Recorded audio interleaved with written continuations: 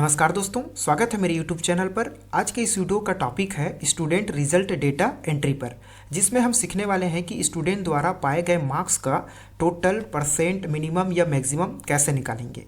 Result formula के आधार से निकलेगा, जिनसे हम कई बच्चों का डेटा आसानी से तैयार कर सकते हैं। तो पूरी जानकारी के लिए वीडियो को अंत तक देखिए। चलिए शुरू करते हैं। चलिए मैं आ गया हूँ MS एक्सेल पर और आप देख पा रहे होंगे यहाँ पे मैं एक डेटा तैयार किया हूँ, जिसमें यहाँ पे 12 स्टूडेंट है और उनके द्वारा जो सब्जेक्ट वाइज पाए गए मार्क्स हैं।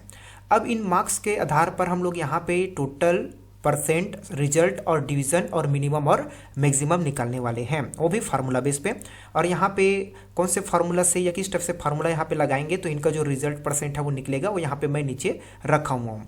तो चलिए चलते हैं। सबसे पहले अगर आप देखेंगे तो यहाँ पे राजेश नाम का स्टूडेंट है, जो कि यहाँ पे इस स्टेप से मार्क्स उनको मिला है। हम यहाँ पे उनका टोटल निकालना चाहते हैं।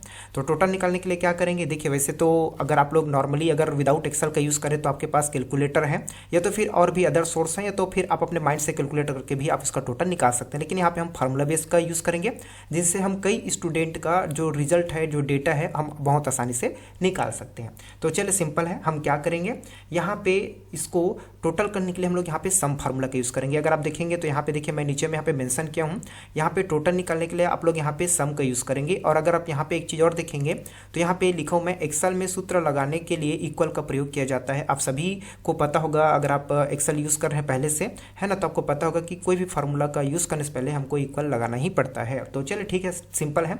तो यहाँ पे देखिए क्या लिखा हुआ है, यहाँ पे सम और यहाँ पे C4 कॉलन G4। तो हम इतने का टोटल निकालना चाहते हैं। हालांकि मैं आपको एक चीज़ बताना चाहूँगा कि यहाँ पे मैं जैसा लिखा हूँ वैसे ही लिखना है, ऐसी वो नहीं है, है ना। इसके अंदर में क्या आएगा वो यहाँ पे डिपेंड करता है। तो चले सिंपल है, हम इतने को जोड़ के टोटल निकालना चाहते हैं। तो यहाँ पे हम जाएंगे और यहाँ पे फार्मूला टाइप करेंगे इक्वल, और जोड़ने के लिए हमारा जो एक्सेल में होता है वो सम होता है ना। सम के आधार पर ही या सम फार्मूला के माध्यम से ही जो नंबर होते हैं उनको जोड़ा जाता है। तो यहाँ पे हम लोग सम के, अब सम करने के बाद हम क्या करेंगे, हमको जोड़ना है यहाँ से लेकर यहाँ तक, मतलब 99 से लेकर यहाँ पे 65 तक। तो हम क्या करेंगे, सिंपल इतने को यहाँ पे ऐसे सेलेक्ट कर लेंगे। जैसे सेलेक्ट करेंगे यहाँ पे ब्रैकेट बंद करेंगे और यहाँ पे इंटर करेंगे। उससे पहले मैं आपको बताना चाहूँगा, यहाँ पे देखिए हम लोग इक्वल सम तो लिखे, लेकिन यहाँ पे C4 कॉलन G4 क्यों लिखे, तो मैं आपको बताना चाहूँगा कि यहाँ पे हम लोग जोड़ना चाहते हैं 99 से लेकर यहाँ अंतिम जो फिजिक्स का जो नंबर है वहाँ तक। तो अब देखेंगे यहाँ पे जो 99 है वो कौन से कॉलम में है ना, ठीक है। तो अब देखिए यहाँ पे ये जो है वो C कॉलम में है, इसलिए हम लोग यहाँ पे C लिखे। और ये जो 99 है वो चौथा रो में है, इसलिए हम लोग यहाँ पे 4 लिखे। उसी तरह यहाँ पे कॉलन के, और ये जो फिजिक्स में जो नंबर है, जो कि अभी फार्मूला लगाने से थोड़ा हाइड हो चुका है, वो G में है, G कॉलम में है और चौथा रो में है, इसलिए यहाँ पे 4 लिखे। तो C4 कॉलन G4 क्यों लिखे आपको समझ में आ गया है। और उसी के आधार पर मैं यहाँ पे रखा हूँ इसको, इस सीट के आधार पर यहाँ पे मेंशन किया हूँ। तो ठीक है, अब हम यहाँ पे करेंगे इंटर। जैसे हम इंटर करेंगे देखिए यहाँ पे 424 निकल गया। तो इस स्टेप से आप देखेंगे फार्मूला बार में इस स्टेप से फार्मूला हम लगाएंगे। और यहाँ पे C4 कॉलन G4 क्यों किए आप समझ में आ रहा है आपको, क्योंकि यहाँ पे 99 से लेकर 65 तक को जोड़ना था। तो 99 स्टार्टिंग को देखेंगे और यहाँ पे एंडिंग को देखेंगे। अब बस हम क्या करेंगे, यहाँ पे जाएंगे और यहाँ पे जाने के बाद यहाँ पे लेफ्ट बटन प्रेस करके इसको ऐसे ड्रैग कर देंगे। जैसे हम ड्रैग करेंगे आप देखेंगे इस तरफ से जितना भी ये जो मार्क्स है उन सब का यहाँ पे टोटल जो है वो निकल चुका है। आगे अब यहाँ पे हम बात करेंगे परसेंट निकालने की। तो परसेंट निकालने के लिए देखिए यहाँ पे आपको फार्मूला देखने को मिल रहा है एवरेज।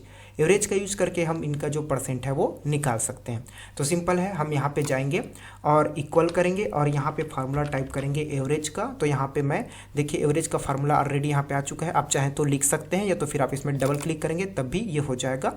और यहाँ पे ओपन ब्रैकेट भी यहाँ पे आ चुका है। अब क्या करेंगे, एवरेज हम निकालेंगे। तो देखिए एवरेज हमको इतने का निकालना है ना, ये जो सब्जेक्ट है 1 2 3 4 5 है ना, ये जो 5 सब्जेक्ट है उनके मार्क्स के आधार पे। तो हम फिर इनको यहाँ पे ऐसे सेलेक्ट करेंगे। मिस्टेक हो मेरे से, मैं एक बार और इसको सेलेक्ट करता हूँ।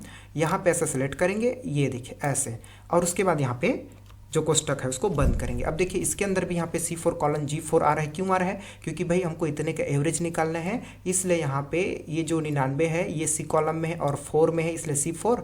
और ये जो 65 है वो G कॉलम में है और यहाँ पे चौथा रो में, इसलिए यहाँ पे G4। ओके, और आप चाहें तो देखिए मैं भी सिलेक्ट किया, आप चाहें तो इसको लिख भी सकते थे, है ना। अगर आप लिखना चाहें तो लिख भी सकते हैं।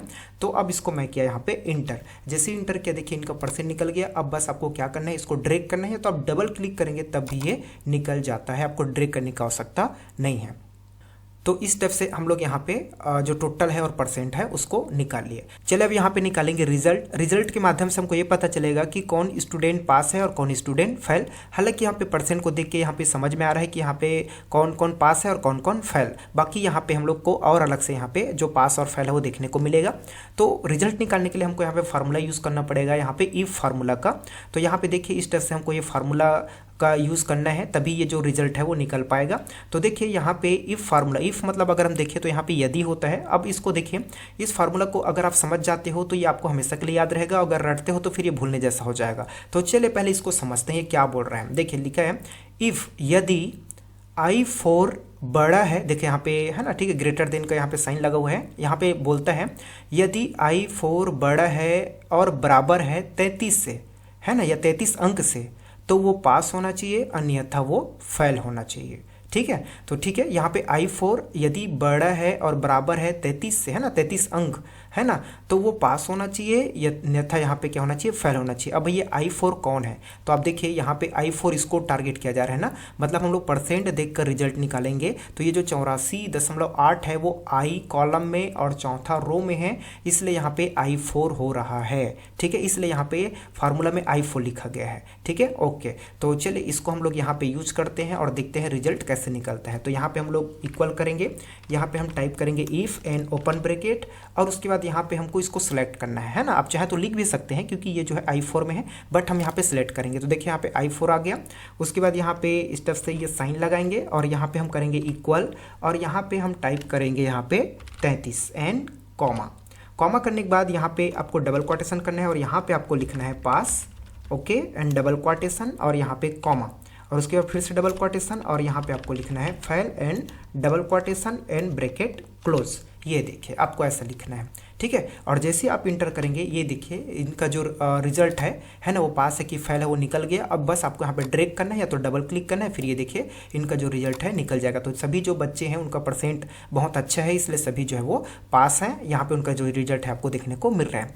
अब यहाँ पे हम लोग निकालेंगे डिवीजन। अब हम जानना चाहते हैं कि भाई ठीक है परसेंट हो गया, पास भी हो गए, बट वो कौन से डिवीजन पाए हैं वो हमको निकालना है।